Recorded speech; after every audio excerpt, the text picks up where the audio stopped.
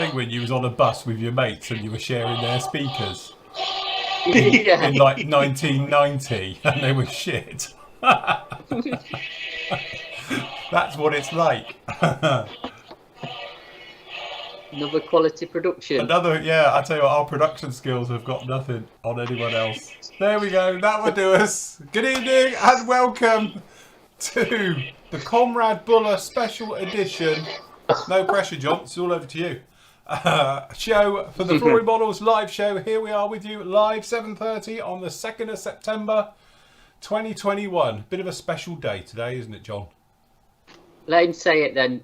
Go on, John. Go on, John. Всем Welcome us in. привет, добро пожаловать на шоу. Sorry, I spoke over you. Can you say it again? Всем привет, добро пожаловать на шоу. One more time. No, you're right. I'll be Yes, practicing and that all welcome to the afternoon. show, everyone. That means thank you very much. See you later. Yeah. I'm Thank out you of for here. that. Anyway, we trust you're all doing very well and your week is going good for you. As you say, a bit of a special one today because obviously with the end of the Anzac build, which we will talk about in a minute, we've obviously started our Comrade Buller SIG, which is the final one of the year. So, you know, this is chance to get in there.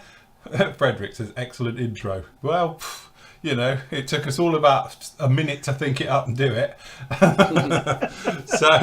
But yes, anyway, so what we're going to be doing is obviously talking about what's coming up. It seems to be, I have to say, from the buzz on the forum, a big thing this time. We've actually hit a good one because people have been talking about this for absolute ages. So, no, it's really, really good. I think everyone can get involved with the SIG in some different way. So we'll be covering, obviously, the topic. And obviously we can talk about some of your builds that are going into it. And we can talk about the SIG. We'll see what the team is up to as well. And obviously at the end of the show, we'll be answering your questions as well. Before I go, Chris, it arrived today. I was going to message you, but seeing as you're there as well, thank you so, so much for this.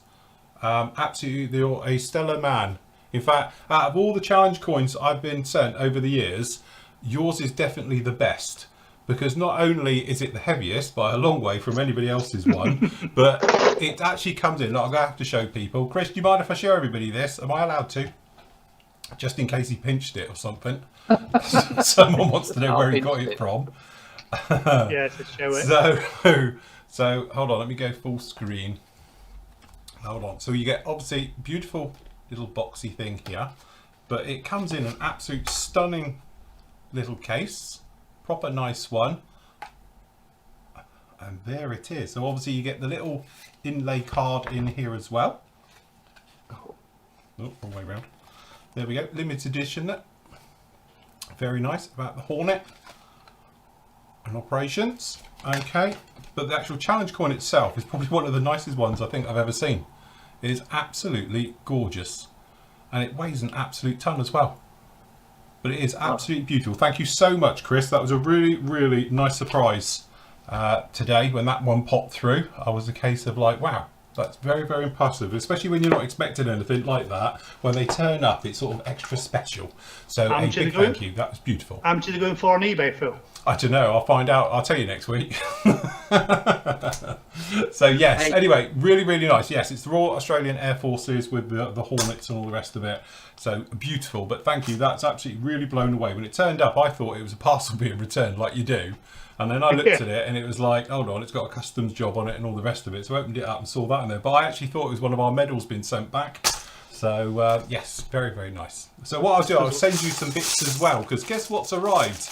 Yes, the ye olde limited edition badges are back in. So everyone get really excited. We've got another special one coming up with those as well. Because obviously it's 15 years of Flooring Models washes, or it will be by the time we do Floory Fest. So we've got some special pin badges as well coming out for those, which will be freebies that we'll be giving out, and the usual bits and pieces as well. So yes, definitely. Cool. Very, very nice job indeed. Anyway, so John, do you want to sort of talk us through? Hey, look, this is all on your shoulders, buddy. So It was not my idea, was it? Let's face it, you lot stitched me up. well, we didn't stitch you up just because you weren't privy here to the conversation when we spoke about it in the first place. I wouldn't call that stitching you up. You know what happens if you're not here? You'll get sacrificed for it. Yeah, but Some people Picking would a call time it when throwing you under knew I the bus. wasn't available. But no, the SIG started this week. Yes. Nathan's written quite a comprehensive list of Which, if you haven't seen it, it's here. This is rules up. for the rules for it and all the rest of it. There's various things about this one. Obviously, you've got the quick reference one down in here about it as well. This is on the main bit of the page if you haven't seen it. And then obviously we have got as well, wherever I've done with it, Nathan's written up in here as well. I think we put it in here. There we go. All about the terms and conditions of it, what you can do and what you can't do is all in here as well. But just a little disclaimer from me. I mean, when did it start? Yesterday, didn't it? And I felt obliged to have to go through everyone's post and comment on it, but I don't think I'm quite going to have enough hours in the day to be able to do that. I am looking at them all. Yes. And at the very least, I will give it a thumbs up. Mm-hmm. But yeah, I didn't think it'd be quite as popular as what it seems like it's going to be honest. Yes. Just tell them how easy it was for you to pick a kit, John.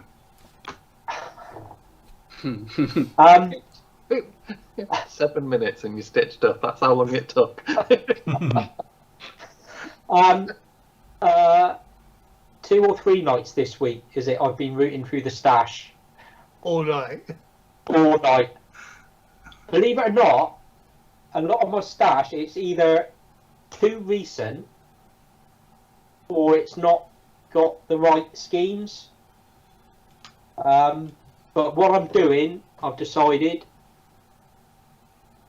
you don't see these built very often, is the original hind. No. Good choice. So that's what I've made a start on. Mm-hmm. And I may do something else if I get time, because obviously this is only a little 70-second scale one. But yeah, 2 or 3 nights this week I've been on with the guys, rooting through the stash, and it's been like, I'll do that. No, I won't do that. I'll do this. But yeah, you'd be amazed for all the Russian stuff, all the Russian built stuff that I've got. I couldn't, probably too much choice, to be honest. And this lot haven't helped either. You're trying to blame everybody else to get out of this. I'm just gobsmacked why it's so popular, to be honest. But there you go. We did. Will agreed with Matt that you should do a 30-second MiG-29. Oh yeah, I've had it all from, because I've got some real like challenging kits in the stash, just shall we say. Challenging is the word. And bearing in mind, really, I've only got 3 months for this, because once it gets to December, I don't get much modelling done. Mm-hmm. So, yeah, these lot have been really helpful. Well, as always, I can't see the problem. You know, it's the most helpful team you could ever help for, this lot, clearly. I think we've pushed you in the right direction, to be honest. It could have been worse, as pointed out by David. You could have been lumbered with a bison. Yeah. Yeah, could have been. Yeah, that's going to take more than 4 months. Just to clean up, never mind to actually assemble it. I've got some that run that one pretty close. You have. But we'll make a start on this one, see how we get on, and then I'm sure I'll find something else. I think from the point of view of the SIG, why it's so popular is because they've had some good gear and a lot of it, and a lot of diversity in the gear that they've used in the past, and where it's been and where it's been used and stuff. I know obviously we've got to stick to actually Russian markings and stuff, but there's a load of scope, isn't there? There's a load of stuff they've had. So yeah, and a lot of it gets a lot of wear and tear. Soviet markings. Again, it was always the doctrine, wasn't it, with the Soviet? It was like definitely quantity over quality, shall we say? Yeah. And that is just fantastic because, as I say, there's lots of it. There's lots of different versions of things. You know, you've got plenty of choices out there. You've got plenty of scope. It's not a too niche-y, shall we say, group build. Because we were saying, don't forget, it's anything Soviet, so you can pretty much go anything whatsoever from that point. I know a lot of people obviously are leaning towards the aircraft side of it and all the rest of it, but obviously don't forget you've still got all your arm accounts, you've still got all your naval stuff. You know, literally, you think of it. All right, civilian cars are limited. What was it called? Moscovich. The Moscovich, that was it. They didn't do many different variants of cars, shall we say? But what was the van? The little van. We said we need one of these. A UAZ. That's it. The little UAZ. It was their version of a Caravelle, wasn't it? A Volkswagen Caravelle. No, just a van in it, and a larder, like Nathan's just said. They're larders. And... Can you get Soviet tractors? Ukrainians were good at building tractors. Yeah. You can. Yeah, there's tractors out there. I'm sure there is. Yeah. There's a couple of options. So yeah, you got to look around, haven't you, to fill it up stuff. I was just thinking about it, to be honest with you. You think before actually the fall of the wall, the actual Russian subjects you could get in kits was so, well, KP, wasn't there? There was some KP stuff, and what was the other company? That there was another company that was around at the same time from the Eastern Bloc. And then obviously with the fall of the wall, and then obviously after that, then it kind of opened the floodgates for, you know, I know Airfix did a few, like the Beagle, didn't they? They did a Beagle. And a few. A lot of them were so inaccurate because there was no that's it. You couldn't get any stuff on them. Yeah. No referencing for them. So I remember reading the RAF yearbook, and they used to have a page on Russian stuff, and you got one grainy photograph. That was 29, and that was it. Nobody else knew what it looked like. Christopher Riddle says the US Air Force Museum, Dayton, Ohio, has a Lada Riva.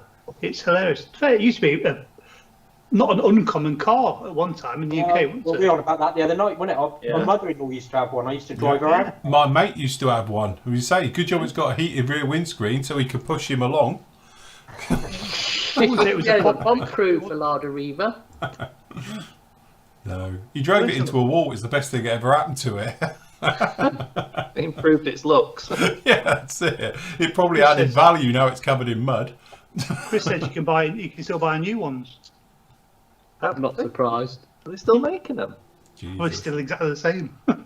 But that's the thing. I think, you know, definitely, if you think about it, I know the guys then that we were talking about one car, but there's lots of different ones. You've got the ZIL and all the rest of it, you know, as you were saying, and there is lots of different, you know, different things out there. And don't forget, because we're talking before the breakup of the Soviet Union, it was like, you know, you've got all the ones, haven't you? So one of the guys, Lada was Czech. Yeah. I thought that was Skoda that was Czech. Skoda was Czech. Sorry. Yeah, no, it was Skoda, wasn't it? So, you know, and all the different things. So, yeah, as I say, there's plenty of different scopes out there. Some really nice stuff. And again, if you're going back to the heyday of the sort of Soviet, there's absolute tons of it. You know, you can think of all the different versions of different things that are out there. It is a big scope. But also, I think it's that nice thing, because it's Russian. You can do weather into it. You can sort of have it quite beaten up and all the rest of it, and it will look absolutely fine. You know, no one's expecting sort of perfect things from this. Yeah, Dirk said it was licensed built from a Fiat 128. Oh, they started off on a good platform then, didn't they? Yeah, it can only get better. Do you reckon any of them had a turbo or supercharger fitted? I'm sure somebody did one. Did they ever do the World Rally Championship in Ladas? Yeah. I was saying about that, my first car accident involved a 128. I hit it, and it literally, all four doors opened, and the bonnet went up, and the boot lifted. It just, everything popped open on it, and I came away with a cracked bumper. That was it. So, yeah. In my Maestro Vanden Plat I had. Jesus, I'm surprised that didn't just end up a pile of dust. Just turned to rust bucket. But, that was it. It was something like 1.5 tons a car, and the one my mother-in-law had 1500 engine in it. That's it. And you can imagine it was like, back of your seat job when you put your foot to the accelerator. I bet it was. They're worth a lot of money nowadays. Yeah, that's it. So anyway, right. So, Matt, what are you building for this? I am going to be building, as you can see in the background, a Zvezda SU100. Very nice. So after all my builds and armour, I've actually never built a T-34 or anything derived from a T-34. Sorry, I'm getting a bit of shine off me light there, but Yes. so I started it last night, to be honest, and what a fabulous kit! It really is, really well designed kit. So I've got the hull, as you can see. So that's all separate. It's not moulded in one, so you've got to put it all together. Stuck the wheels together, which I won't show you, and then I've started on the superstructure. So that's going to get textured and all the good stuff that you can do, because it's a real good blank canvas. But what I did notice was with this, and I would have thought it passes over as well to their T-34s, is you get a track jig. So if you can see that part there, look. Yeah. Oh, I see. Yeah. Well, you get two, you put them together, and then you get your whips and the tracks, and you build your tracks around them, so you've got the actual proper... The sag. Yeah. Well, no, I'm just the curve around the idler and the drive sprocket. I think that's a brilliant idea. And I noticed it was I actually read the instructions for once, and as you can see there, look. Ah. Yeah. Got you. What a cool idea. That's a good idea. That I don't think I've seen another manufacturer do that. I think I have, but I can't remember who. But it's very rare they do it. But yeah, so far so good. So this is definitely my first entry. And then I said, being Zvezda, like you've just built that truck, it's very well designed and not overly complicated. So because I was toying with doing a mini art kit, which was another SU, I think it was 85. And then I seen the parts count, and the parts count compared to that, so it kind of flipped it, because I thought, well, I could get this one built, done, weathered, do a nice job of it. So this isn't going to be a video build, this is just going to be a photo build. But yeah, looking forward to it. To be honest, a big percentage of the builds up so far are actually armour, aren't they? Yeah. A lot of Zvezda as well, isn't there? A lot of Zvezda kits. Lots of Zvezda. There was a lot of scope with Zvezda. Just to answer that one, the Ural truck, because I know Nathan's just answered it as well. Technically, my version I did wouldn't count because it's the modern one, but they've been building the Urals in one form or another since 1972, I think it was. So there is the ones obviously up to 91 or whatever the cut-off point will be. So yeah, you could do an early one, no problem at all.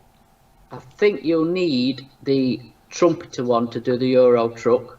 Because I think the Zvezda ones are later versions of it, but I know Trumpy do loads of different versions, and I'm sure like one of them does count for a proper one, proper Russian one, shall we say? But there's the Zils as well, isn't there? I couldn't remember. Remember was on about we were talking about it. That's the ones they got lined up at Duxford, isn't it? Out the back. Yeah. They're all the Zil trucks, like 20 of them in a line, isn't it? Again, Hobby Boss do them. ICM, Trumpeter, they'll count. They're well in the time zone. Did you backdate the Zvezda one? Did the design change that much? It's more grill. square, the modern one. Yeah, like you said, the front grill's completely different, isn't it? The cab's all squared and different. If you look at the early ones, they're more rounded off. I know ICM are bringing one out, and that's more of an earlier one, as well as they are doing a 4320 as well. So yeah, I was going to say, all this armour's thrown me because I haven't got a clue with armour, so I've been googling everything just to see. All right.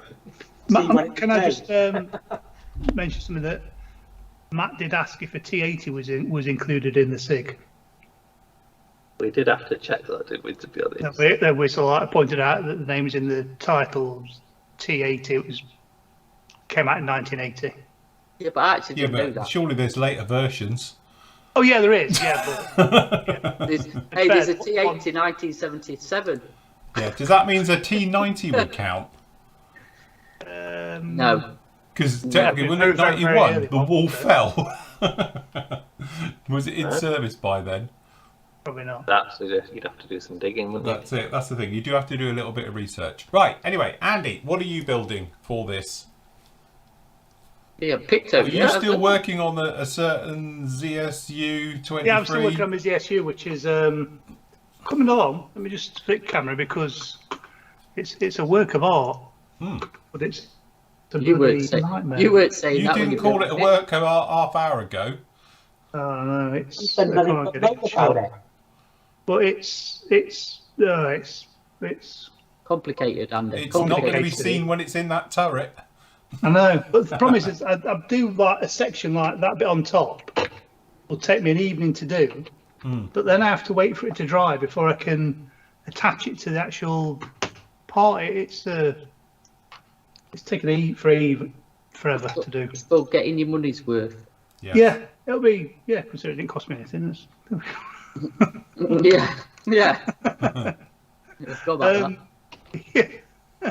It's it's fair. I think once it's done, it'll look really nice. And the plan is to really make it look battered. Say I've cut all the fenders off the actual chassis, apart from one on the back of the one on the back. The other side's off, so it's going to be a real rough, beaten back. I'm going to spray it the Russian green and then chip it back. Yeah, put the sandy colour on top and chip it right back to the Russian green, and it's going to be really beat up and nasty. Nice. So anyway, what are you building for the Comrade Buller SIG? Because that's the Out of Africa SIG. He's rolling them across.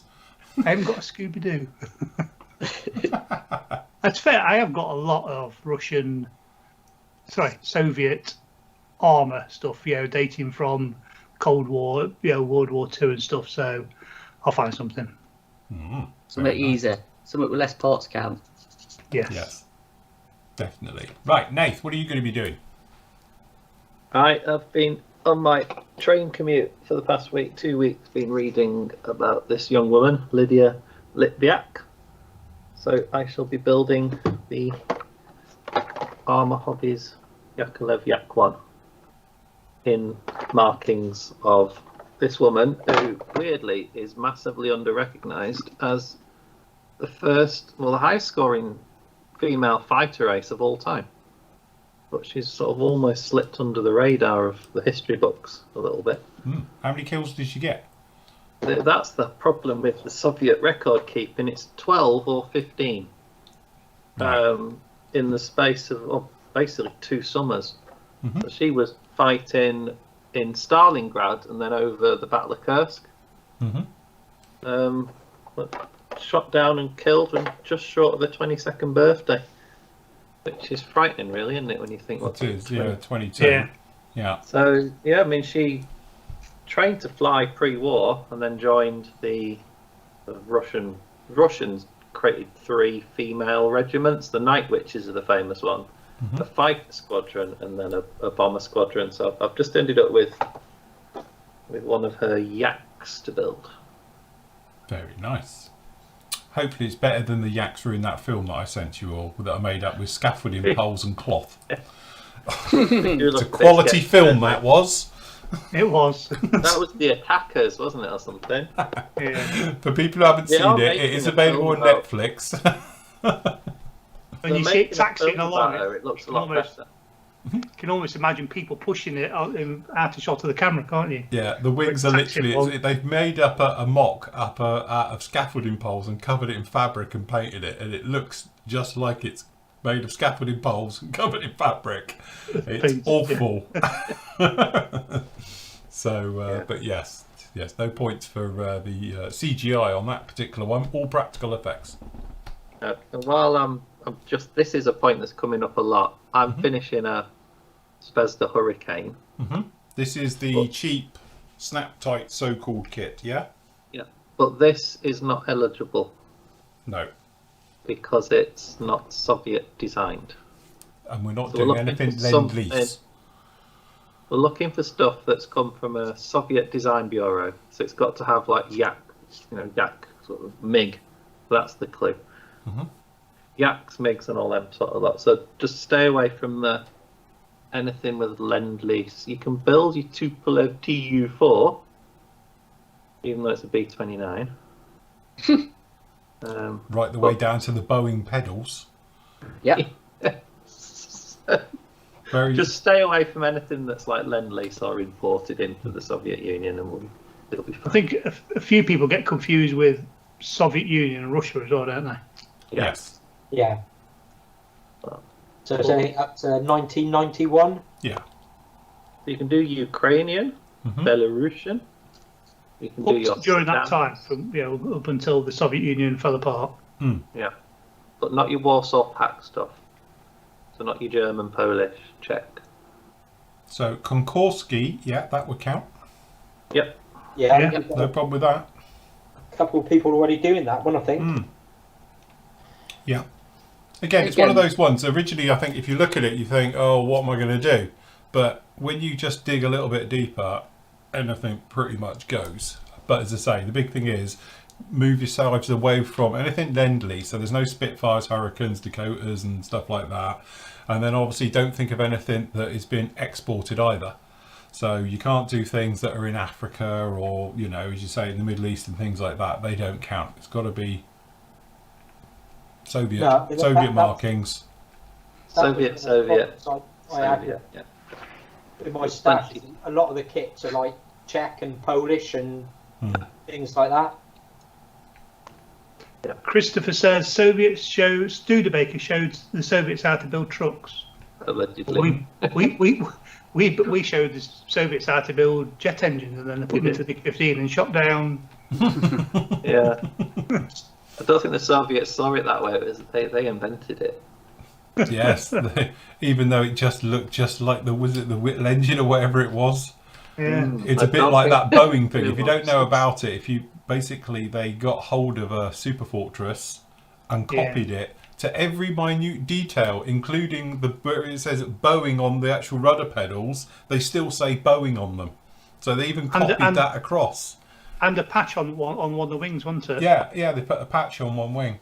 So, but there you go. But clearly, it's not. It's a Soviet design. So, yes, very nice. Does that mean you could do the Soviet shuttle? Yeah, the Buran. Yeah. The Buran. Yeah. See, it's got so when you think about it, you say all the space stuff as well. Yeah. Space stuff. Somebody's doing a Yuri Gagarin. Yeah, bust, aren't they? Bust, See yeah. that? Yeah. Russell says that the Lend-Lease Valentines we sent became T-34s. They did have because it had the Christie suspension, didn't it? Didn't they base the...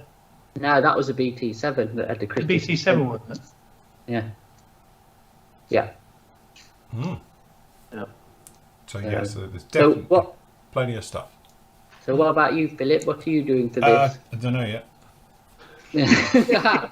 Nice you to do a bit of research, pair of you. To be honest, we have discussed this as well. But again, looking at my stash of stuff, I haven't got anything particularly. I've got a couple of options. I've got that TU 160 Blackjack, which is a bit big for this type of project, and I've got quite a lot on at the moment. And as I say, I've got the 35th scale hip. But the thing is, that's a big project as well. If I was to do it, I'd want to throw everything at it. I did say to Matt possibly about getting the 72nd hips in. So, because Matt's built that one. And it'll go along with John's little one as well. But seeing as I've built now 2 helicopters this year, I might be a bit helicoptered out. So I might have to do something else. Like a 48 scale tank. 48 scale Tamiya tanks are brilliant for a quick build. That T-55 is gorgeous. Yeah, it is. I might just do the Tamiya's 35th T-55 just to prove it's a good kit. It is. It's a Because everyone bashes that kit. Oh, no, it's T-62. No, it's the T-62. Oh, well, I'll do a T-62 just to prove there's nothing wrong with it and you're all just being hypocrites. Just make sure you got some plastic card with you. Just trust us, don't bother. It's rubbish. But actually, I'll tell you what, I quite fancy, as I say, like a T-72, a bit of a crush, old one, doing it in the nice greens and that, instead of the usual sandy ones you see them in. So yes, there is no such thing, Neil, as a bad kit. They're just kits that need a little bit more work. Or a lot of work. So they're saying, the Tamiya T-55 is a thing of beauty. That might be my second build, actually, once I've... This, I think I'll get through quite quickly. I'll tell you what I did pull out, the stash I was showing John last night. Oh, my lordy. Yeah, that's what I said. And then I looked at it inside and it was, I couldn't decide. I was going to say, does any of the plastic resemble that in the kit? It's like a grey lump. Well, no. It looks like a Tesco's trolley with an engine. It's injection moulded, but it looks like a vac form kit with all the flash on it. I mean, it has, the fuselage, you can work out what it is, but all the small parts are just, it's finding what's sprue and what's actually the part. It has got a bit of flash. I think it'll take me 4 months to clean it up. Oh Look. yeah, there's a bit of burring on that as well. Yeah. Yeah, you know them scrapers that we sell? Yeah, you might need a few. That's going to get a full-on workout. Yeah, you might actually wear them out. So, yeah. Do you know what, though? The clear parts, funnily enough, are like a toilet window. Yeah,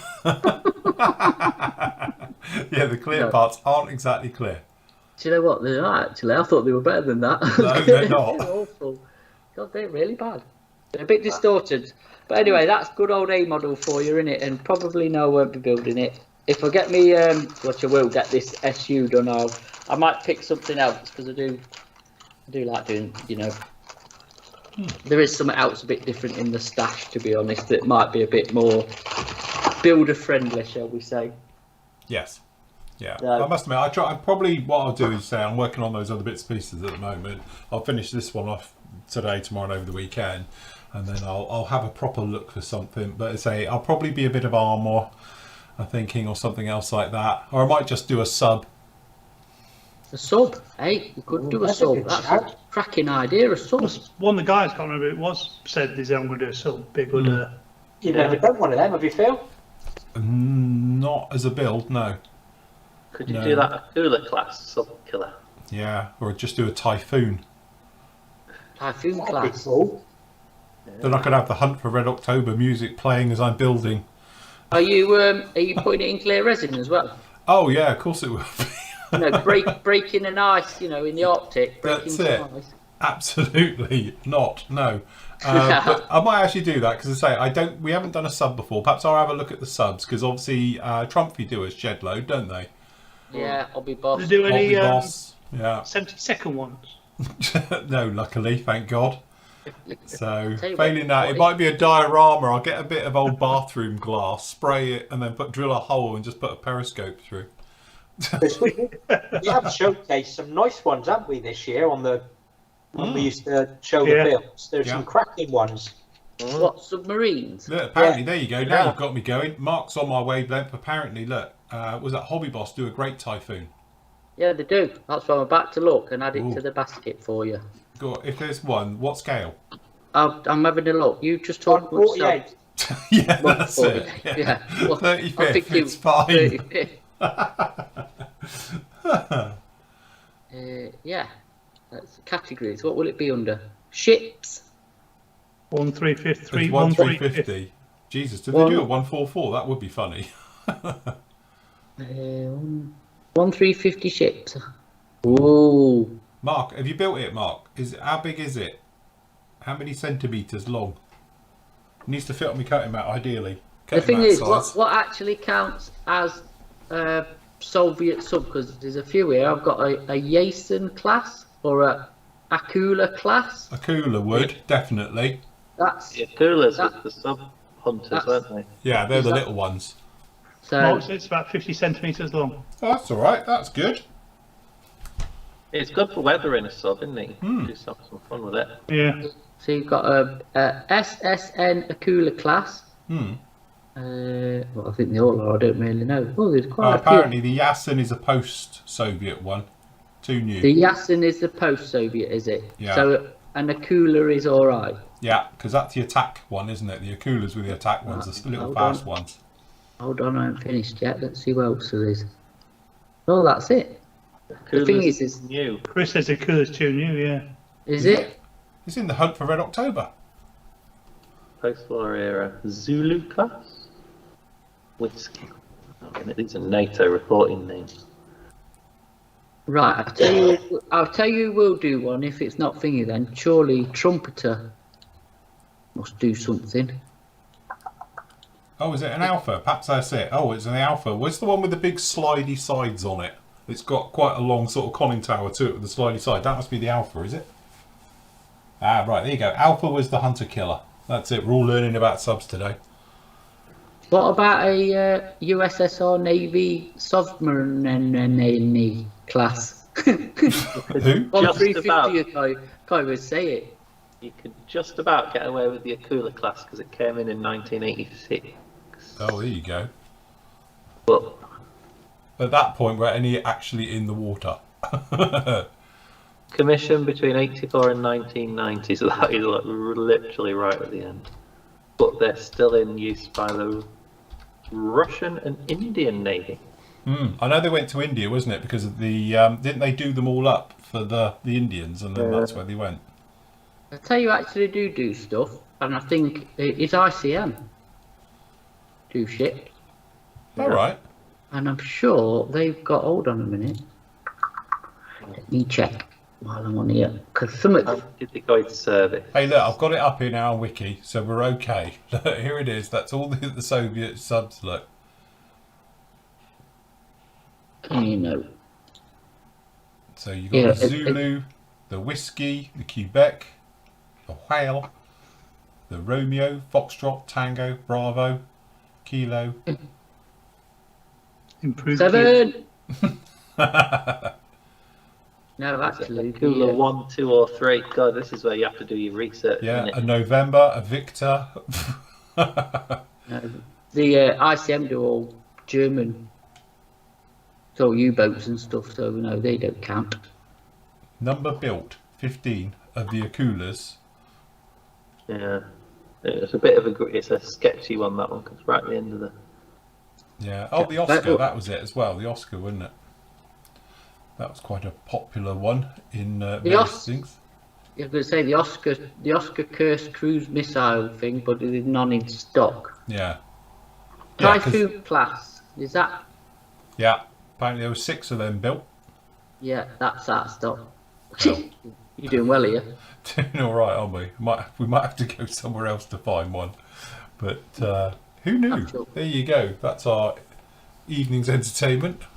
Submarine racing. I still think it's an underestimated sport. Spectator sport. Yeah, it's a good call though. Doing a sub. I tell you what, I will do a sub. We'll find a sub somewhere if anyone's got one in stock, and I'll do a sub because I haven't done a sub as a video build. How hard can it be? Well, a full interior. yeah, it's how hard you want to make it.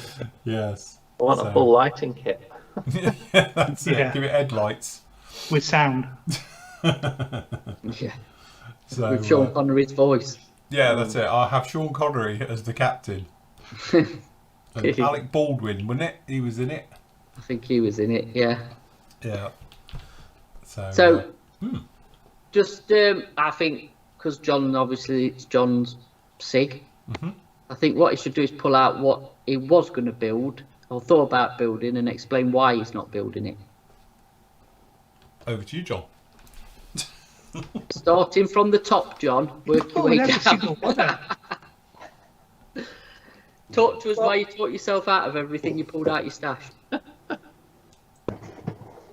I've got a hankering to build that.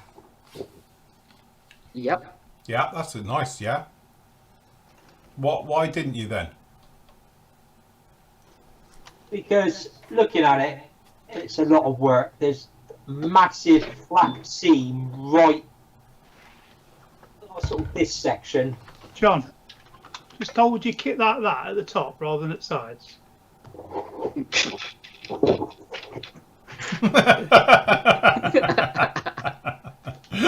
So yeah, there's a lot of work involved with that, and I've still got me out of Africa build to finish. So I decided against that one, and the other one that I was toying with was, bloody hell, Matthew, you and your bright ideas. There'll be a massive crash in a minute. Was that one? But obviously, cool. like a natural metal finish. I had a look. The plastic's got that grainy texture on it, and there are quite a few sink marks. So again, there's a lot of work involved in that to get that up to scratch.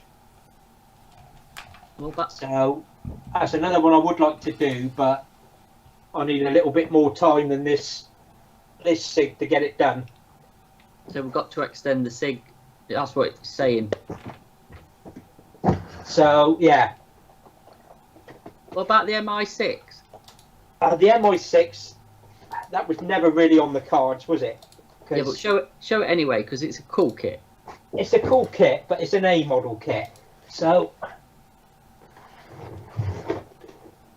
Tony said there seems to be a lot of excuses here. Yeah, I think so too. Yeah. So again, that's another big build. That really. You should do that, John. If Matt will do his one with the gangly. Well, Yeah, well, we always said, didn't it? We'd build them you know together. what? I'll tell you what, not chucking him under the bus. When this was announced, we did agree between us that I was going to do the MI10 and you were going to do the MI6, and we both bottled it. So, But yeah, that's it basically. Like I say, a lot of my kits are quite difficult ones. Neil says, why does John buy kits that he's afraid to build because they're too hard to work?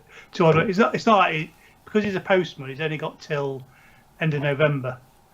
So it's see, December. I don't get any modelling done in December. So basically, I've got 3 months to do a build for this one and finish me out of Africa build. So get like I the said, that. if I get this one done nice and quick, I will pick something else and I will do another one.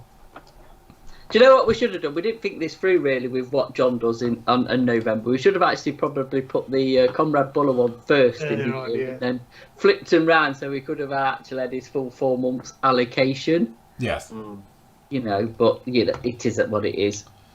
It might run into extension into the middle of next year. I'll get it done. Say, John, you could put it with Mindlet with the bear, and we can have like a 72nd bomber fleet, and we can then start up a SIG. Yeah, to be honest, I have got that bear in the stash. I've got a 160 in the stash. I've got me TU-16 in the stash. John, where's your Models Fit TU thing? What happened to that? Is it still at the side of you near your spray bay? Yeah, because I have started that, so... Yeah, I know, but show it anyway. Well... Because this is actually quite a cool kit. Yeah, Chris says, but Matt, impossible deadlines is a Soviet tradition. Oh, it's just... Yeah, what's the deadline? So I've got the Models Fit TU-22, and that is basically the fuselage on it. It's a bit of a monster. Looks like a fish. It does, doesn't it? It looks like a pike. Yeah, it does. Yeah, that was it. I couldn't think of the fish, but it definitely looks like a fish. That's massive, isn't it? See, that's the one with the engines on the top at the back, isn't it? Yeah. On the back, on the tail. I didn't realise it was so big. Yeah, it's a bit of a beast. Can you imagine that in 48? Be huge, wouldn't it? Yeah, Chris, we have the same figure of speech. As in what? For postal. He's going crazy. Oh, a barracuda. That's very good. Yeah, Russell, I'll go with that. Yeah, it's very barracuda-esque. It They is. look like that. It is. And so the other thing, Nathan's got a lot of Soviet stuff as well, haven't you? Surprisingly, I have. I mean, I've got options to do. Could have built the I-16 Polycarpov. That's early ICM though, isn't it? That is it's a bit rough, that one. Is it? Yeah. I mean, it's a simple aircraft, isn't it? But Polycarpov from September 41. And I thought, do you know what? I forgot about that one. Ooh. Ooh. 3 parts. Ooh. I I was going to say, is that literally what it is, isn't it, on that kit? It's built for you, look. Yeah. There's not much to it, so I've got weirdly, for someone who runs the Luftwaffe thing, I've got a load of Soviet stuff. But Matthew, is that you again? No, my phone's off. Oh. Hey, talking of Luftwaffe. Sorry, I know it's a bit of a change of subject. Look. Oh, hold on, look, he's done it. Finished it. How long's that one been going? A couple of years, probably. But I have actually finished. I finished 2 kits last week. Look at that. Looks quite cool, doesn't it? He finished 2 Say kits it's a- that took 12 years. To say it's a very old Revell kit. It's still a nice kit, though, that one, isn't it? It's I won't say that, but it's all right. It's buildable. It's the got same pro, for but the it's PAR not ones. Most of the Revel kits, they're helicopters. The sort of bigger ones. They take a little bit of work, but it's typical Revel. It's just a little bit of flash, fit in, bits and pieces, but they're actually really nice when they go together. Yeah. I think the worst bit of it is the front glass. Ain't great to fit, but it does fit. And the doors, funnily enough, doors are awful. There's just no connection, you know what I mean, to put them. So I've kind of got one open and managed to do one shut, but there's a lot of trimming and fettling. But yeah, it's come out all right, and I'm quite happy with it, to be honest. So, but you did cop out on the colour scheme. I'm never going to tackle them decals. That's Nathan's job. He's got the same kit, so their decals looked awful, to be honest. They was never going to conform. I think it would have been a lot of masking and spraying and do-it-yourself jobbing, but I quite like it just with the German flag colours just on the rocket. So just breaks it up, and there is actually a real one. It's a bit sketchy on the actual numbers, shall we say, but it is in my book that there was one very similar to that. So yeah, very good. Speaking of which, changing subjects just a little bit. One of the things that I've been following, they've now working. So Andy, this is over to you. Talking of masks. 3D printing masks for numbering. So you actually 3D print it in your resin printer, cut the little legs all off a bit, the support things, whatever they are, and then you just put it down and spray it. Yeah, I'll get on with it tomorrow. So if we could please, I'll need numbering off. But yeah, apparently that's the thing now. So forget having like your Chesto cutters for doing it. You just 3D print it. And then obviously you come along and they just clamp them on or just hold them down there, spray it, job done. So, it's an expensive thing for something you probably only ever use once. Well, it depends what you're doing. Like I was saying, if you like this thing, it's got, I don't know, 40 of those lift ones in yellow for the little hook points. You could like have that and then put it down. But they were saying you can get right down in the detail. That's I see what you mean. Oh, right, yeah, for the stencils and things. For stencils, but also just for markings as well. And because obviously if you did Randalls, if you did them in, I don't know, whatever scale inch they do them to, but they have got a thing, haven't they? You could just have it and then next, and then could be a little marketing thing there. Just saying. Andy, that's not a bad idea, is it? So yeah, but again, I'd never ever thought about actually 3D printing them, but a guy I follow, he 3D prints all of his because he's into 3D printing, and literally he does it for stencil data and for like numbering as well. So he says it's quick, you just off it does, prints it, and he says you've got it then, and just go through. So like numbering, obviously for both sides underneath, if it's multiple areas and stuff. How does that work? Because if it's not actually stuck to the surface, is there not a risk of getting the paint? Because it's flat, obviously, because it's quite thin, it conforms. He prints it really thin, so it actually will bend. Obviously, you can't do it on a real heavy curve, but it can bend. But the thing with the 3D printer, you could actually print it to be on the curve. On the curve, yeah. Yeah. So, yeah, absolutely. But that seems to be a good thing. And I thought at the time, I know a man who's good at this. He doesn't know it yet, but... I'll do some tomorrow and see how it turns I'll out. post you over the link for it. I'll find it, go through the history and I'll find it for you. But yeah, he does it all and that was it. And I must admit, I thought at the time, why? And then I thought about it. Actually, it's really good because tiny little like stencil data, you know, like if you had like hook ones and the various ones you get multiples of, because it's a hard mask as well, you just put it down, spray it, spray it, spray it. And that's what he does right over it, and it was coming out fine. But because you can go down really small and fine, obviously if you've got a printer like a Chesto trying to cut the printer, whatever it is, you know, the silhouette printers, they can't go that small because they tear. So yeah, but 3D printing, you can get 3D printer, you go down to almost nothing. So that's why he does it. And at the time, I was like, the guy man is a genius. You know, that's clever. So I've never thought of that. So that's it. There you go, floor embossed masks. That's it. New line. Andy Co. That's it. We need a name for this one. But, Andy Corp. Yeah, that's it. Very good. Yes. Right. So, what are people building? Should we have a quick look? See what people are doing. Have a look at the SIG. Have a look at the SIG. Hold on. Where are we? Let's have a look. See what you guys are up to and what you're planning on doing.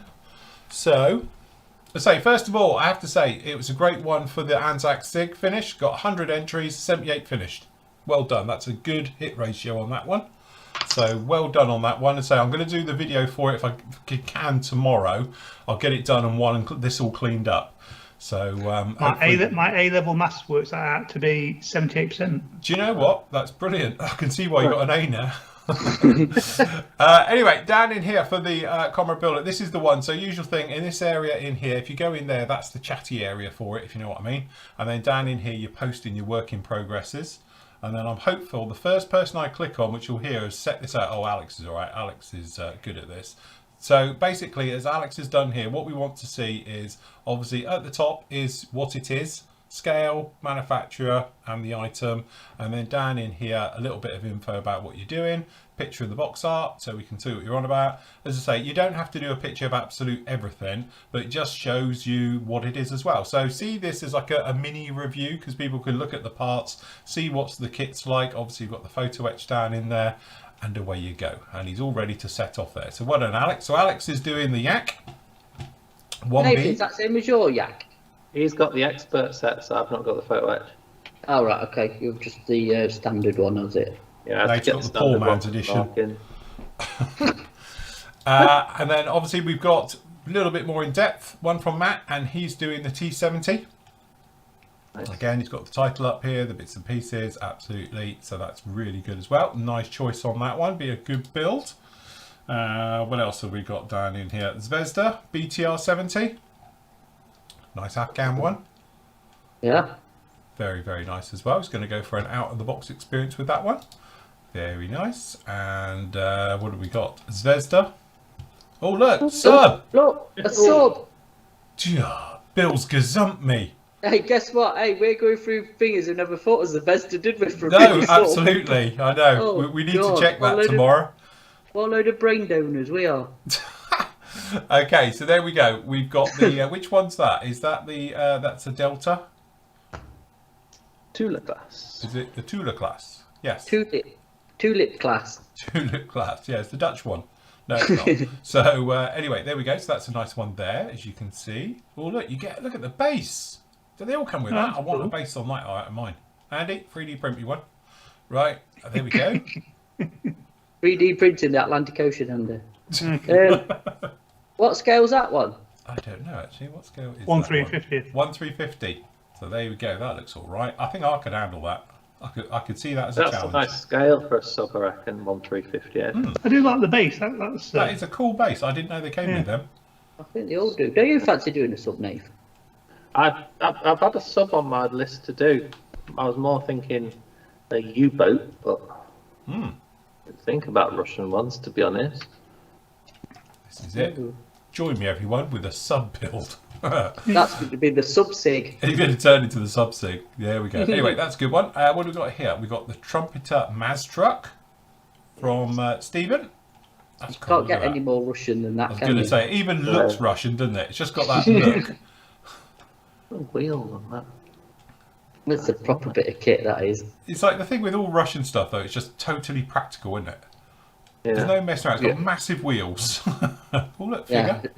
He's got a conversion set for it as well. Yeah. Cool. That's cool, that one. Good Cool, choice. isn't it? Going to be a good project, that one there, Stephen. Love that. Good idea. Yeah. So, what else have we got down in here? We've got Tram. See? Look at that. So Brian's doing 35th scale mini art Tram. Cool. Another good subject. See, that's civil. Absolutely. Yeah. Why does it say September? Where? What? Oh, it's right. It's his calendar. It's their calendar. It was part of the box. Oh, right. No, yeah, that's his map. So, yes. Very nice indeed. You say something. The thing is with that tram as well, that stretches quite a few decades, doesn't it? Yeah. Oh, well, yeah, absolutely. You know, so you can set that sort of any time. Speaking of it, do you think Ron ever finished his? No. He did. The handles drove him batty, didn't they? The undercarriage killed him off first, and then, like you say, I think the handles finished him off. It's a shame because it is such a cool looking piece of kit. it's just fiddly in it. There's a lot of parts to them. But yeah, good luck with that. Hope you do it. Finish it. Yeah, be a good one. There we go. Classic Ooh. Tamiya. That is classic. We've got them in stock again as well now. T34. Nice. Very Yeah. nice. Good job on that one. So good luck, Keith, on that one. Interesting build. And we've got, what else we got? Oh, look, so there you go. That's the one we're talking about. Someone's doing a bear. Good luck with that one. I can give you one piece of advice. Don't be afraid to use filler. I thought you were going to say don't do it. No, I would never say that. You know me. But honestly, the big thing is that follow along with my video build. As I say, take full artistic license from it clearly, but just make sure you just don't worry about any detail around the engines because they don't fit. Full stop. So you literally just tack them in place and then just fill the hell out of them. Use plasticard, whatever it is to do it, because there's no nice way of doing it, and I tried. So forget about it and rescribe and re-rivet it afterwards. You'll be absolutely fine. And actually, I still maintain it's one of my favourite builds. Oh, look, I've just seen a mainstay down there. That's nice. What else have we got? JS2. Joseph Stalin 2. That's another good kit. Another Tamiya classic from Green. Yeah. Big tank as well. Yeah. Yeah, it's a lump, isn't it? Oh, nice tracks. Tracks, gun. Barrel. Are they Eureka cables? They are, aren't they? They are. Nice cables then. Very, very nice. Cool job with that one. Be a nice one to see. So you forget Tamiya's got this well covered, didn't they? Do loads. Yeah. I thought originally John was going to tackle his one. Yeah. No. Yeah. So did we. Anyway, Kenny's doing this one. This is Vesda's 144 version of it. To be honest, we've reviewed that kit because I reviewed John's of it, and also I've done the Midas one and all the rest of it as reviews. And I've always thought it'd be really nice to have a go at those as well. I think that's a lot more buildable than John's 8 model kit. Yeah, but John's will be very special. It's not bad. It's not a bad kit. It's better than the It's bloody certainly Bison better ever is. than Your Bison. Yeah. Well, that's not odd, is it? That's really not a comparison. But that's probably a bit more of a manageable size. Yeah. Paul's doing T34, 35th scale.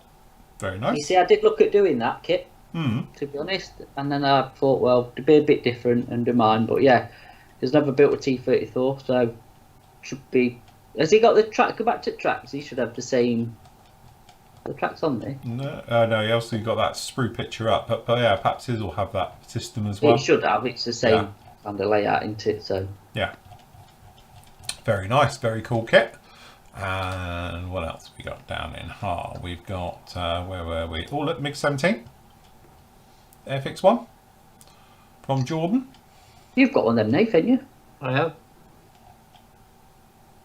Got GDR markings planned for mine.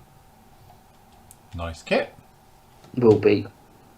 Very, very nice. And then Hind. This is the P, which is the one with the gun on the side. Very nice. And you'll probably see the similarities between John's, mine, because I did their MI35, but it's the same common sprues and they tend to get a different front end for them all. But very nice as well. I always got the actual Quinta 3D printed cockpit for it as well.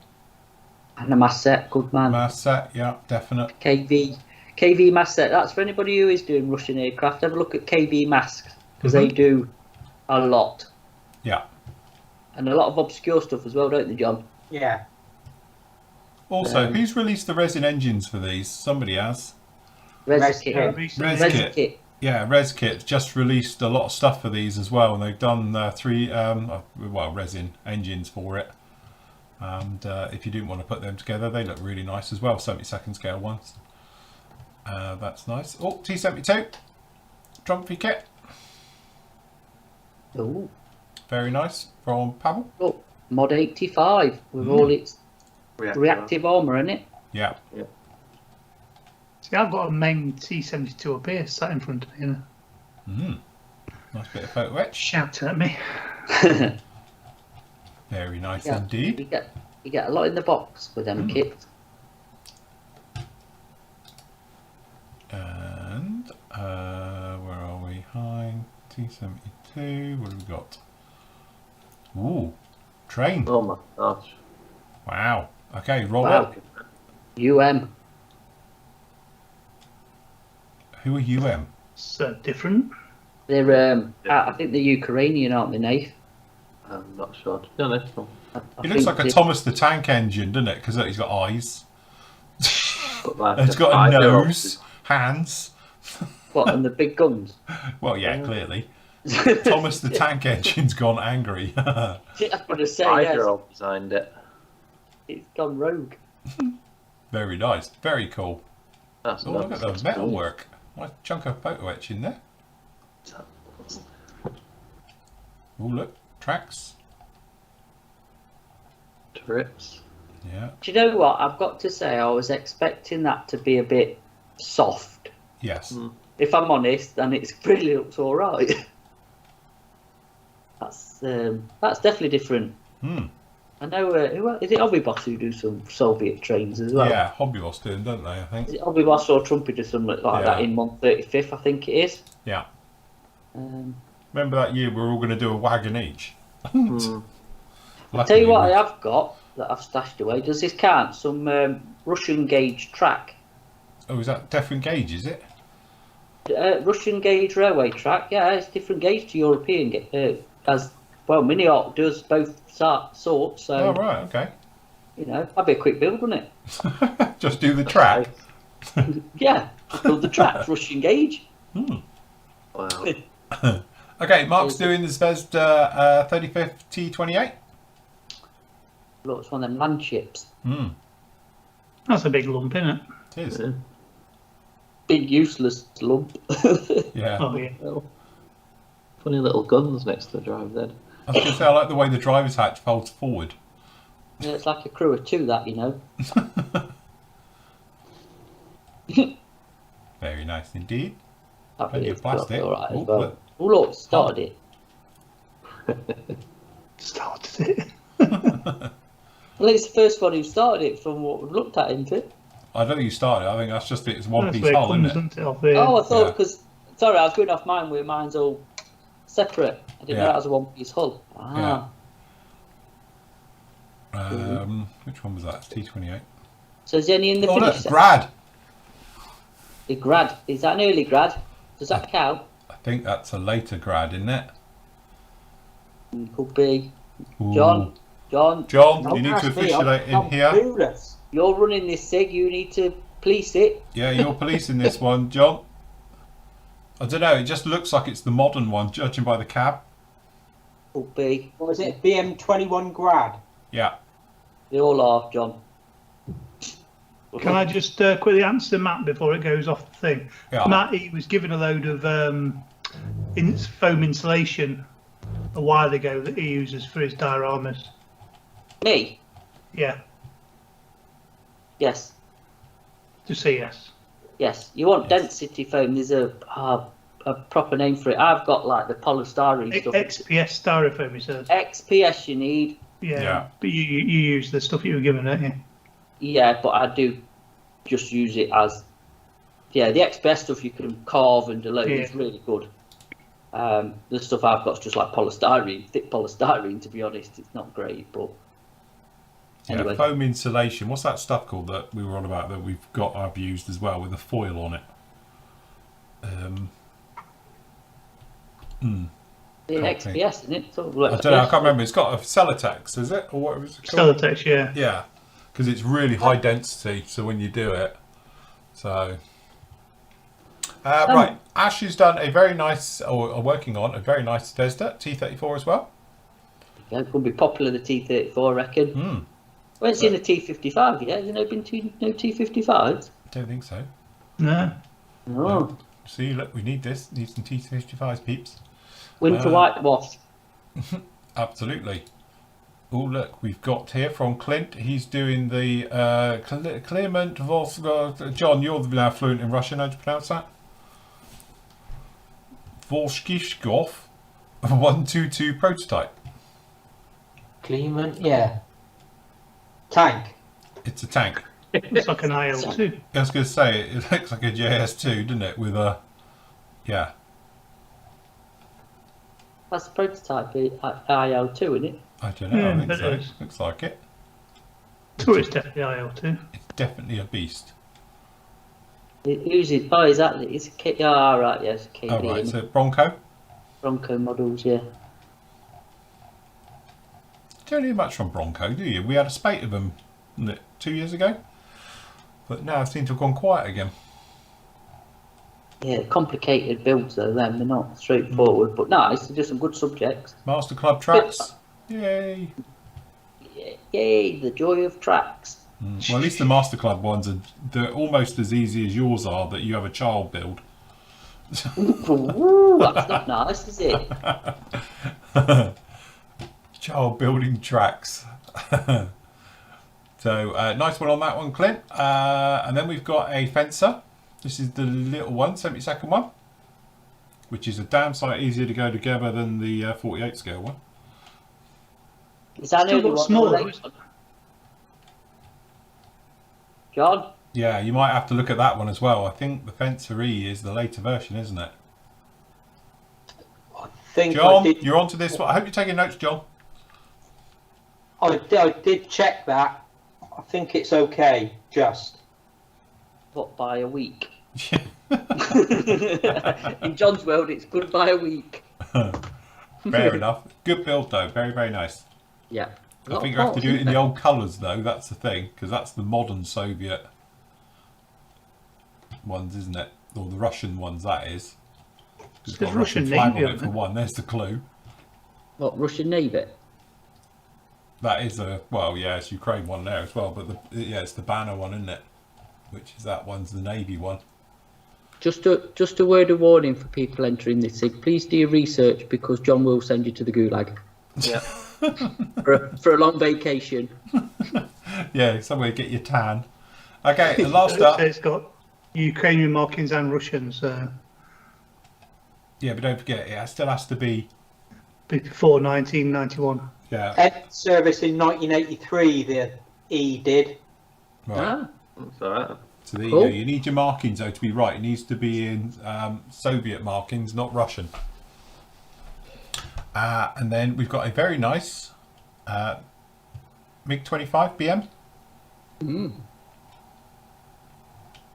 I can't ever work out if I like it in the low altitude Sprinter version with the camo or the high altitude stuff. I think it looks weird in camo. Yeah, it's one of those aircraft you always expect to just be grey or something. So seeing it in camo looks a little bit odd. If it was in like a sand camo, it would be cool. Yeah, probably. But I don't think that does it a lot of favours, that scheme. Yeah. But no, it's still a lovely kit. The thing is I love about this kit is these side plates, because they always, every time you've got the thing with the seams and the joins and all the rest of it, and it was a real bolt to build this kit, and then having it where it literally bolts on as a plate on the side kills that seam completely, and it's a really nice fit. The only thing is, because John, you've built this one as well, haven't you? Yeah. John had a little bit of problem, and I did as well, with a nose section join, so I ended up just cutting off the locating tab and doing it myself. Where is yours, John? It got cold, I must admit, when I had a big clear out when I was moving into the shed. Oh, it got cold. I thought he said it got cold. I thought he said it got cold, I cold it, yeah. Chilly. but it is now, it's in landfill. Hey, does that mean you need another one to replace it? No, because I've got the because I had the Rebel And, on one. and But they I've said got they an need, ICM one here. It's all right. Send him a bill. send him an invoice. Yes, We've got any questions? we do. No, we haven't. Okay, Danny says, hi Phil and team, not a question as such. This week I emailed Airfix asking if they replace a clear pot for my Canadair Sabre kit as he stupidly trodden on it. That's not good. After a phone call and a payment of £4, how did they come up with a payment? Do they reckon they sit there and just think, Postage. isn't it? Postage. oh, is it postage? Oh, Yeah. right, I thought they were just, because say, can you haggle with them? Say, I'll give you 3. If it's a missing part or a damaged part, therefore short shot, they'll send it free of charge. Yes. If it's like he's damaged it himself, it's they charge you. As I do, let me just. So anyway, yes, that's good service. Only because somebody's message saying I have got a short shot on mine, and it was on my double sprue that I didn't show, which means you got better eyes than I have. But on one of these, apparently I got a short shot on it somewhere. I can't remember where it was now. Wouldn't be your Airfix kit if you didn't. Well, this is what I was thinking. Really, it has to be mine. But yeah, apparently I got it out, and when I was showing it, because I was like, oh, and these are a match pair, so you don't need to see the other one. Yeah, apparently it was a short shot on the other one, but I can't see where it was now. So, oh yeah, it was on the exhausts. Was it? Oh, it is as well. Bloody hell. FX! Seriously? Pramjet! Seriously, what is it with you lot? Look at my exhausts. Oh god, yeah. It's got stubby exhausts. Yeah, so you know. Sawn-offs. Yeah, that's it.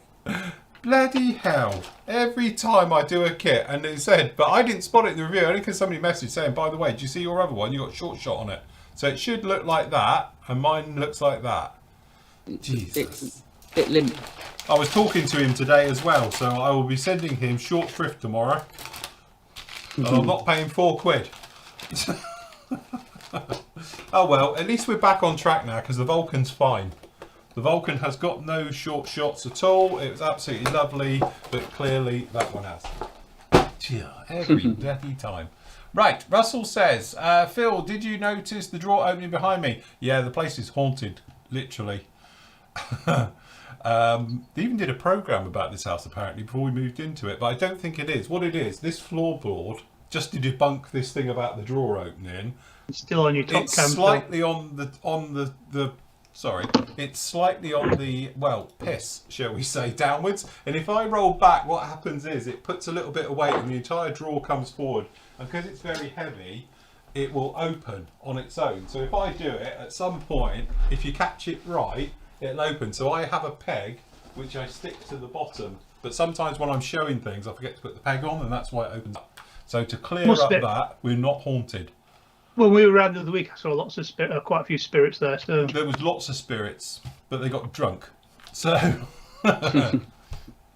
and James has been using Google Translate, like John did, clearly saying, "Evening, comrades. Will the party officials approve any of us? If any of us put a likeness of Comrade Buller into one of our builds?" Yes, you can. Absolutely. Stick it everywhere. So we'll put that photo up later so you can grab it. And is there a requirement to thin paints with vodka? I hate vodka. I don't like vodka at all. Cheap Tesco vodka might work quite well as a paint. It probably would do. Like, it's no different to IPA, is it? So, so yes. Sam says, "Evening all. I shall be starting a diorama in the near future, and I'm wondering what is the best paints to use for hand brush figures." Hand brush figures, yes. Matt, figure man. Brushes.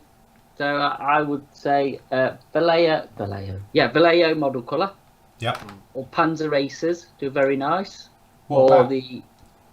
Pardon? What about the 3G, whatever they are? Yeah, I was about to say that. The AK G3, whatever we call it, 3rd gen. Yes, that's it. Acrylics are really nice to paint as well. And there is a few other options out there. But what we're saying is acrylics over lacquers and enamels. I would definitely say acrylics over lacquer. Or even oils over acrylics. Yes. If you want to go down that route. But yeah. Nice. So, cool. Jeff says, Phil and team, at the risk of being here all night, a question in Russian. I'll just type English. Definitely. In terms of Soviet builds, does it include subjects from Warsaw Pact and Soviet client states, or just the USSR? From the time span, when do you consider the cut-off date for subjects? 1991, on the dissolution of the USSR. absolutely. John? The USSR I think the Soviet flag was lowered from the Kremlin for the last time on the 26th of December 1991, and the Russian flag was raised, but Gorbachev had already handed over power to Yeltsin by then. But officially, in terms of paperwork, I think it ceased to exist at the end of 1991, on the 31st of December. So if we just say round it off, anything pre-1992. Basically, up to 1991. Yeah. End of 91. The start of the Soviet Union is even more complicated. But I don't think there's many, because we're doing Russian designed and produced. I don't think we're having problems at that end, are we? No. Because the Russians, I don't know. I mean, if anyone's going to do 1917 stuff, God help them with the research. Soviet.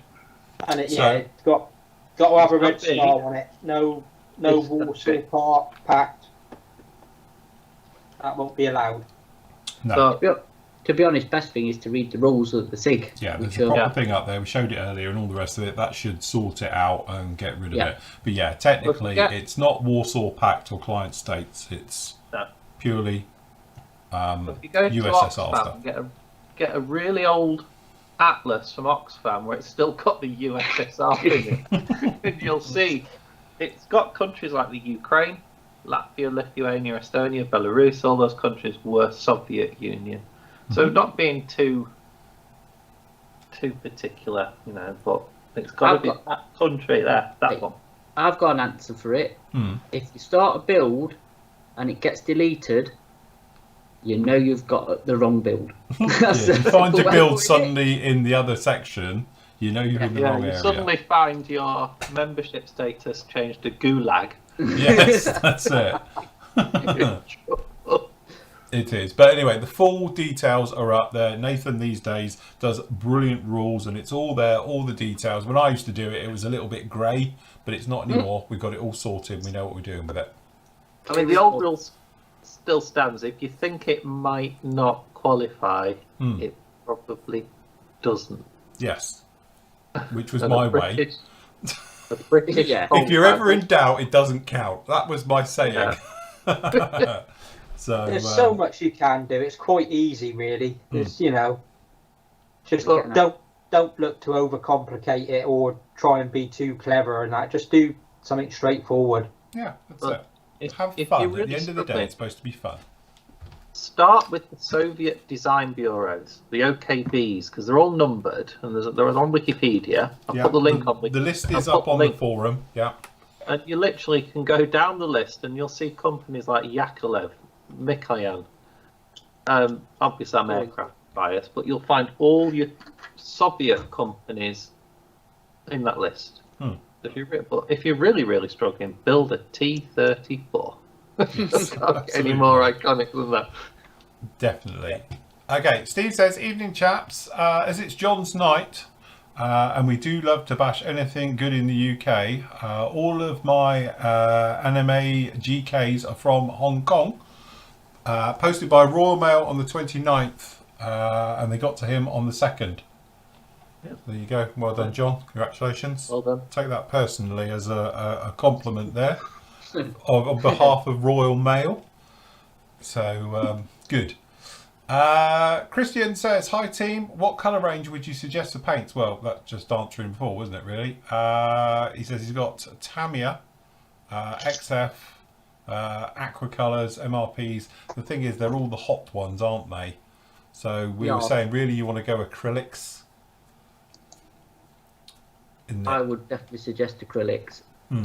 Because trying to paint, to be honest, I was trying to do the wheels today with this, and I made the fatal mistake. This is lacquer paints, and then I used a little bit of thinners and lacquer silver, and it ate straight through to the black and came straight back. So I was like, I'll let it dry a bit longer then and do it again. But yeah, really you need the more acrylic range paints rather than definitely lacquers and MRPs. MRPs would be too thin to hand paint, I would have thought. Anyone ever tried that? I can't say I would. No. It just eats itself and just makes a complete mess. Yeah. You can do the odd touch up with lacquers, but you can't paint with them, can you? Steve says now that Posca pens come in a 0.7 range. I know, they've always come in a 0.7 range. These are the 0.7 range. That's not new. They've been out for ages like that. The 1mm are in the bigger, fatter ones like this, but these are all 0.7s, so that's technically not new range. It's always done that. These are all 0.7s. Oh, look, he's went out and bought a shed load too. To be fair, when I actually bought them, it showed you in a proper case. To be honest, I got caught like that as well because I got a drawer full behind me and it showed it in a nice display case and all the rest of it. And when it turned out in a zip bag. Yeah. So, yes. I was a bit disappointed. Barry says, hello team. I was wondering, would it be possible to do a bite-sized tutorial what you could do with dipping clear parts? I've heard it mentioned, but I haven't seen the results. I've got a video on that. There is a video about dipping. I haven't had to dip clear parts for years now because they're not as bad as they used to be. Apart from Matt's helicopter he showed earlier, but I don't think even dipping it would improve that. That's beyond dipping. Yeah. That's beyond double dipping. Yeah, that's it. Yeah. Double dipping. I could do a nice bite-sized tutorial on clear parts. Yes. With the frosty look. Yeah. You could dip yours and see if they get any better. How to crack your canopy. Or frosting your canopy just by getting it just on the point before it breaks where it all goes frosty. That's an art form, that is. To give it that unique used canopy look with all the little hairline cracks in it. I'll tell you, that's masterful, that is. You should do a tutorial on how to do that. But yeah, I can do. It's not a problem. To be honest, like I said, these days canopies aren't like they used to be. It used to be a thing of making them clear them up and make them a bit clearer, but modern polishers and stuff I think work a lot better. But there is a video up there. If you go up to, I think it's when we did the Goozy one, I double dipped with it and stuff like that, so you can see it in there. David says, greeting comrades, I'm thinking of building a MiG-17, which is a very nice one. Look, it's this one. Very nice indeed, with the red and that. How would you suggest masking and painting the red and metal finishes? Red or metal first? What primer colour would be best used? I'll probably be using the LP paint range for the gloss red and the aluminium and try it. Well, I know my way. What way would you guys do? I'd do the silver first and the red on top. If I'm honest. What would you prime it in white all over? White for the red. Because You'd probably get away with white for the silver though, wouldn't you, as well, surely? I think you might have to mask it and re-prime it. The thing is, if you've got red and you've got the silver, you've already got a light colour underneath it. Yeah. I don't think you're going to have that problem. That's a good point. You can go the red over silver will work, won't it? Yeah. And to be honest, if you're using silver, you could go straight over the red, it'll cover it as well. Yeah, cover it. Personally, I'd do it the other way. If I wanted to go for a natural metal finish, I would spray it probably all red, let it dry off, mask the red and put the silver on over it. Over the red. Would it be natural metal finish or would it have been a painted silver? I think they're a bit of both on those. John? Got the MiGs are natural that. As the MiG expert, were they natural metal or were they high-speed silver? I think you'd have to do a bit of research on that. How long have you been known about this SIG, John? You've known this for almost a year this was coming. 1 minute. I'll get you an answer in a minute. I've got my book. That scheme, it could have been painted, but it may not have been. I don't know. Again, if you're doing literally a metal finish, it doesn't matter which way. If you're doing it, a silver finish, it won't matter which way you actually put it on. But if you were doing a metal type finish, I would just be worried about, masking over, things like extreme metals and stuff like that. So I tend to do them always last. They did a lot of the Russian stuff. They were metal, but they had a coating, like a clear coating put on them.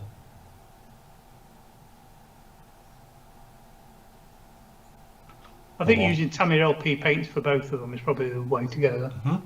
Yeah, they're bomb-proof. Yes. I am seeing in the photographs a little bit of variation in panel colours. What different silver paints? I was about to say it's definitely painted then. Well, the photographs are a bit sort of qualities, but then other ones look like they're painted. But I'm seeing generally they look more natural metal to me. Is it not just that blurry picture you used to get back in the 70s? Yeah, I mean, a lot of the it, grainy a lot of black and white photo. Yeah. Could be anything. Yeah, it's could be pink. Yeah. the picture qualities are rubble in this book, to be honest. But on the odd ones where it's you can see contrasting panels. So maybe.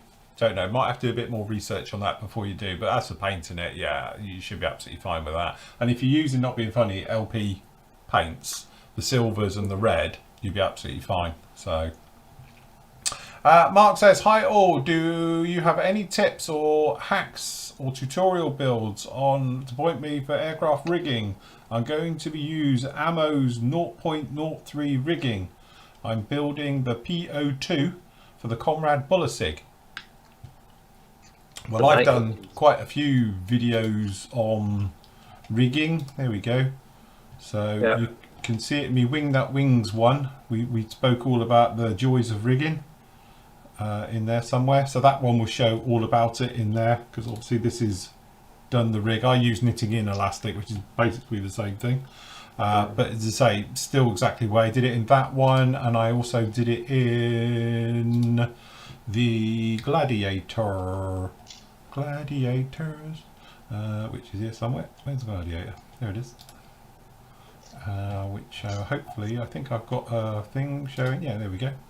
There we go. Well, that's painting the rigging and sharpieing the rigging, putting the rigging on, the fun of rigging, lots more fun of rigging, and turnbuckles. So yeah, between both of them, you can see about using turnbuckles for it and doing it properly, or cheating how I normally do it.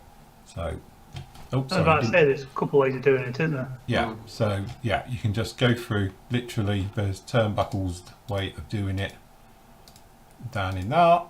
Or drill an hole and shove it in. Or yeah, like that way. Sorry, I forgot you guys, I wasn't on camera with you, which is that one. And then, as I say, if you go back to the other one, which is here, which I was trying to show you, this one I sort of cheat with this one because it hasn't got turnbuckles, and I sort of just drill holes and hook it through and go through. But it, as I say, it looks pretty authentic when it's all done.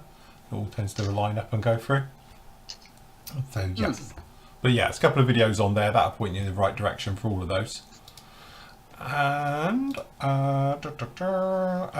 Keith says, hi team, any tips for getting ammo by MiG one-shot primer out of a colour cut of my Procon 270? It seems to set like concrete.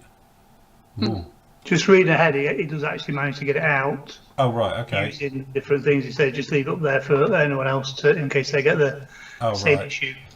The big thing is, if you ever get anything dry totally off in your airbrush, I just put lacquer thinners on it, I put the colour cut lid on top, and I leave it for a good couple of hours and let it naturally just soak in, and you'll be amazed how quickly you can get it back, even if it's been dried off. I've left mine for a week before and come back and looked in and it's all gone right down and solid. The trigger's absolutely just welded, but if you put some thinners into it, just let it soak and do its stuff, and it will eat its way through and clean itself through. So I know we say that lacquer thinners will gum up acrylics, which they will to start off with. If you keep thinning them enough, they'll just break it down completely, and you just like be able to push it out and then just. It will. As I say, it goes through that stage. It gets thicker and thicker, then goes to like chewing gum, and then you keep going, then it comes back again the other side of it. But at that point, for spraying it, it's normally really thin, and you've just lost all the coverage that the paint will actually do. But it can be done. But yes, have a go through that. The secret is don't let the paint dry in your airbrush. I'm bad for that. Many a Monday I'll come in here clean it out when I'd last sprayed on a Thursday and I look in and it's like, oh. So that's what I do. Squirt it in, put the cover on it, leave it, do something else, then come back, rub round, out, spray it through, good to go. Adrian says, can I please thank the Flory family as I'm just about to start my resin model to grind out a slot when I heard Phil and the team saying about using a respirator because of the dust. Thank you. See, we do listen to the words of wisdom, really. But yes, if you're grinding resin or sanding resin, do it literally either outside, out of the environment, or wear something, because it's not good stuff. It is toxic. Nathan, where's your mask? My masks are around here somewhere, but wet sand resin as well cuts the dust right down, doesn't it? You Yeah, just it's wanted good to idea. put his gimp mask on. If you That's put what I some, was going to say. Yeah. Put your proper mask on. Yeah, where's if you your put other some mask? tissue, I don't know where it's gone. I think my wife's nicked it. if you put some tissue down on your mat before you start doing it and wet the tissue, it'll all stick to the tissue. You start picking it up and just chuck it away rather than having dust floating around. When you finish. I'd have mine in the shower. Yeah. That's good, yeah. That works. That's it. If that's what you do. It's wet sanding's messy because it all sort of lumps and clumps up, but it's not airborne and it's That's not why safe, but- And it's a little thing as well. If you're doing, as you know, I do a lot of props and big stuff, and it is so. Sometimes if I've got a little bit to do, I'll turn on the extractor as well. And if I'm using my grinders, it flicks up and it's horrible. But if you put it on, you'll see it all go towards it as well. Not only is it in the environment, it's not good to breathe that stuff in. So definitely, yes. It's one of those things I've always done really. But if I'm cutting the big stuff, I'll do it outside with my respirator on, because I don't even want to do it in here. So It stinks, And doesn't it? that's why Matt's wife makes him redecorate the shower every 6 months. yes, Yeah, unblock the puck hole. yes, the drains have had it. You know, when she gets in and it's filling her up to her knees, it's a bit worrying. Dave says, "Hi team, would you use white top cement over extra thin?" I do. Yeah. Yeah, it's great. They're totally different. Don't forget, the white top isn't a weld action hot glue. It's a resin based one. You can use it for microfilling as well, and I've used it on here. So after it's done and I'm happy, sometimes I use the white top glue. Used it on the intakes. There you go. Watch this one. So I actually did the intake seams with it, and they look all right. And it will act like a Mr. Surfacer almost as well. It's more useful for big parts, isn't it? So if you're joining wings together, the white tops, you can sort of pre-do it, stick your two parts together without it drying before you've got it together. Yeah, but no, you can use it over it. It's fine. John says, Flory team, what are your paint colour recommendations for World War II propeller blades and tips? Semi-gloss or matte finish? Weathering recommendations. Yellow. What, for the tip? Just the tip? I've done an entire video on this one. Actually, it's one of the bite size before it all got canned off last time that I'm sort of redoing now. Hold on, is it going to load through? Oh, come on, thank you. So if you go to tutorials and you go down here, look, I've done an entire thing all about painting and weathering proppy bits, spinny bits, and so it talks about painting them, doing the tips on the outsides of it, and then obviously a bit further on we go through about weathering it. So using, obviously this is dark iron just to weather them, but you can do chipping and other bits and pieces to them as well. So I've done a sort of full video on that one. It's from the B17 when we were doing that, but also I did it as like a standalone video for it. So that's quite a new video, really, isn't it? Yeah, it is. Yeah, So that's doing yeah. as you can see. Are props supposed to be glossed then? Glossed flat. To be honest, that's the point, isn't it? I always do them in semi LP5. It's my favourite colour ever now, and it just looks about quite natural finish. It's like a satin type look. But as again, depending on your weathering, if you're doing something that's really been hammered and old, then you might want to go in with more of a flat finish. But yeah. Say, I mean, I bet they're probably glossed when they're new, but considering they're spinning around about 3,000 RPM for hours on end, Yeah. in all sorts of weather and. So there you go. That's showing a weathered and unweathered look there. That's how I did mine. You know, because obviously that's if you wanted it new, you'd go on the left. If you want it a bit more worn in, you can see the one on the right. So yeah, but that will talk you right the way through about it, and obviously doing the weathering and the chipping and the bits and pieces. So that is, if I can get rid of that for a moment, in the bite-sized tutorial area for the quick tutorials. It's in there with all the others, and that's where the bite-size area will be built over the next couple of weeks as we make our way through. And we've got oh, that's it. Sorry, that's the last one. Go. Cool, there it is. Sorted. Look at that, we're on time-ish, almost. I got rhubarb crumble, so I'm gonna have to go. I said I'll have that when I come out of here. So the other half's random. been doing some rhubarb crumble, and I was like, I'll have that when I've finished in here. So, yes. Are you having custard? Oh God, yes, absolutely. Got to be a bit of custard in it. That's fine. Anyway, up with you. Tomorrow is the next part of this, which as you can see is all shiny now. It's going to go back to being a bit darker for some weathering, but it's got decals on the top. I haven't done the bottom yet. That's tomorrow. But decals are all on the top. I've done the gear for it. It's pretty much all done, to be honest. But also on Saturday, we'll be with you, aren't we? Saturday? What's Saturday? Yeah, I can do Saturday. I thought we were doing car's- Saturday, or you changed your What's mind. No, Yeah, I'll be my around car's in the Saturday. Yeah, it's doing Saturday, so I'll be weathering the lightning on that one. If you've been following along with that one, we'll be live with you around about sort of 10ish, whenever, 10:30 in the morning, something like that. And we'll be on for that one as well. So Andy won't, because Andy's off being pulverised, aren't you? I think I might be being probed on Saturday, I think. Yeah, Cattle prodded. I've got to work Saturday, so I won't be. Yes. So it's just us three. We'll be on. but my car's having its shocks done on Saturday morning, so that'll be fine. Yeah, that's all right. Cool. So anyway, we'll be with you on there. Any news on the Flory at Telford? Need to book hotels. What Flory at Telford? That's all I'm saying. We'll leave it there. What our official announcement is, we're not going to be there. Unfortunately, we're not going to do the show. We took a bit of a decision between us, our partners, and everything taken into account. And this year, we are not going to be at Telford. Very sorry, but we can't see how it's going to work from our point of view, and safety and COVID and all things like that. So yes, unfortunately, we're not. We'll make a full proper statement about it when I write it on the back of a postcard or something. So but yes, but anyway, Saturday show is back down with you. We'll be with you on Saturday, and then on Monday you get the next part of the truck will be up, and up with you tomorrow as well is the next review on the things, because obviously you've had the review up there for this kit. That's up there, that went up today, and then up with you tomorrow. I will get Camel and Co, not the Biggles kit, will be up with you tomorrow as well as we make our way through, and then I'll do the roundup show tomorrow afternoon to see us into there. So yes, there you go. Thank you, Neil.